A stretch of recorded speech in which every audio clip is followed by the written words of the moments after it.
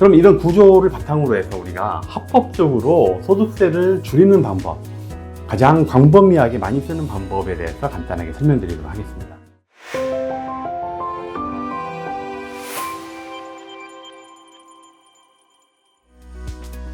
안녕하십니까, 시선파트너스 김 대표입니다. 오늘은 저희 시선파트너스에서 최근 많은 병의원 원장님들과 함께 다양한 상담과 컨설팅을 통해서 병의원의 절세 전략과 관련해서 다양한 성공 사례가 만들어지고 있는 MSO 가족법인과 벤처기업 활용에 관련된 내용을 앞으로 오늘 포함해서 총 5번에 걸쳐서 1차적으로 한번 설명드리는 시간을 갖도록 하겠습니다.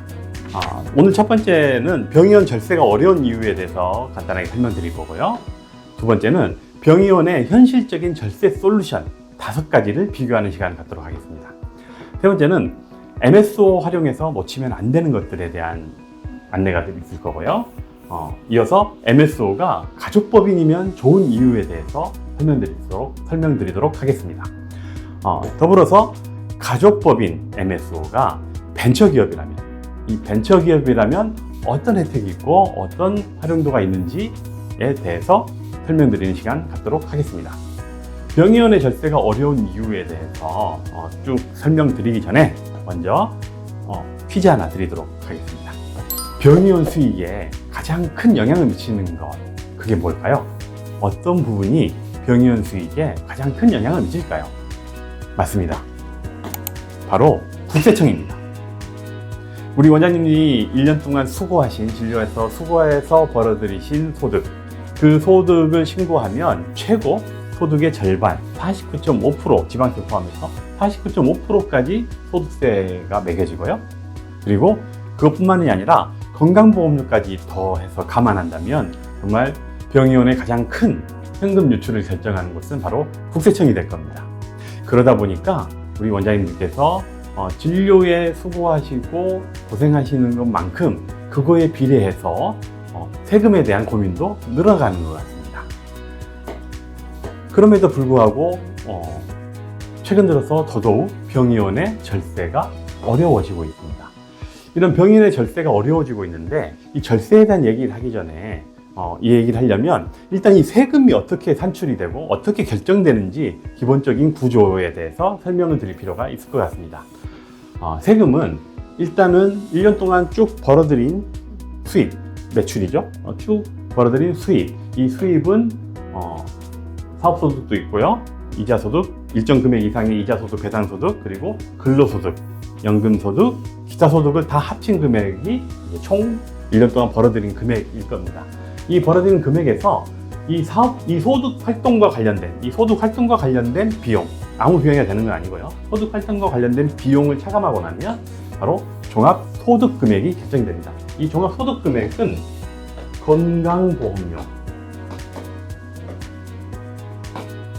건강보험료가 이 소득금액을 기준으로 결정이 됩니다. 소득금액이 결정되고 나면 바로 이 소득에서 또 정부에서 지정한 다양한 소득공제 항목을 적용해서 소득금액에서 소득공제 금액만큼 차감하게 되고요. 그 차감한 금액이 바로 종합소득 과세표준이 됩니다. 이 과세표준을 기준으로 이 쉽게 말해서 과세율, 세율이 결정됩니다. 여기 45%까지 되어 있는데 여기에 지방세 10%를 더하면 49.5%까지 결정이 됩니다. 이어서 이렇게 과표가 결정되고 나면 그래서 결국은 이 세금이 얼마가 될지 결정이 산출이 되고요. 이 산출 세액이 결정되고 나면 또 다양한 여러 가지 제도를 통해서 세액을 직접 감면해주는 세액공제 감면 제도를 적용받을 수가 있습니다. 그리고 나서 최종적으로 납부할 세금이 결정되는 거죠. 이 구조에서 보시다 보면 세금이 이렇게 결정되지 않습니까? 그러면 이 납부할 세액을 줄이려면 결국은 수입이 줄거나 비용이 늘거나 소득 공제를 많이 받거나 세액의 공제 감면을 많이 받아야 될 것 같습니다. 이렇게 해야지 세금이 마지막 산출되는 세금이 줄어드는 구조를 가지고 있습니다. 그러면 절세를 하려면 어떤 거를 우리가 활용을 해야 되는지 이 구조를 통해서 알 수가 있죠. 그럼 이런 구조를 바탕으로 해서 우리가 합법적으로 소득세를 줄이는 방법, 가장 광범위하게 많이 쓰는 방법에 대해서 간단하게 설명드리도록 하겠습니다.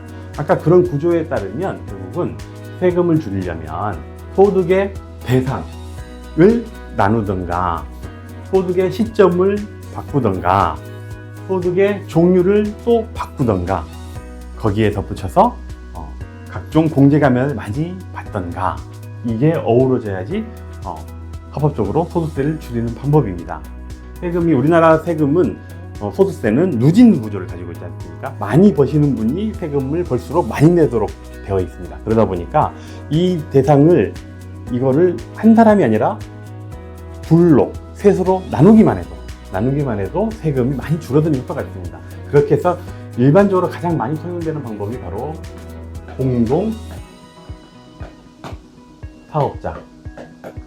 공동사업자를 포함시켜서 세금을 나누는 형태의 방법을 가장 많이 씁니다. 그리고 시점을 바꾸는 거는 매출이랑 비용이 내년에 발생될 비용을 올해 조금 더 일찍 발주를 해서 매입을 잡는다든가 하는 형태의 시점을 바꾸는 행위를 할 수가 있을 거고요. 그리고 종류를 바꾼다는 거는 몇 가지가 있습니다만 가장 대표적인 게 이 개인사업자 같은 경우가 소득세 구조지 않습니까? 이 소득세 구조를 법인 전환이라는 걸 통해서 법인세 구조로 종류를 바꾸는 형태도 있습니다. 이렇게 했을 때 세금을 합법적으로 줄일 수가 있고요. 이 모든 것들은 합법적인 거니까요. 그리고 각종 공제 감면을 많이 받는 방법이 있을 겁니다. 그럼에도 불구하고 이건 일반적인 방법이고요. 우리 원장님들이 병의원의 절세가 어려운 이유는 여기에 있습니다. 뭐냐?